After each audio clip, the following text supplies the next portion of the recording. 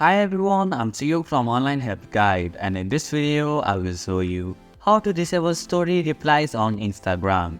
Turning off story replies can help you control interactions and reduce unwanted messages in response to your stories. So let's get started on how to disable story replies on Instagram. First, open the Instagram app.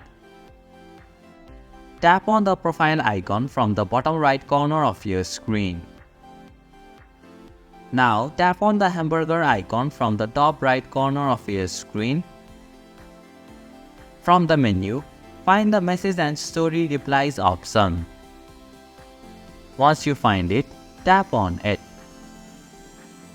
Tap on the story replies option.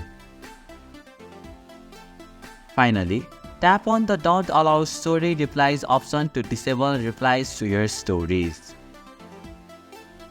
And this is how you can disable story replies on Instagram. Thank you for watching Online Help Guide. Hope this video was helpful. If it was, then hit the like button and comment down if you have any questions or feedback. Also, if you are new to our channel, please subscribe and hit the bell icon so that you won't miss our upcoming videos.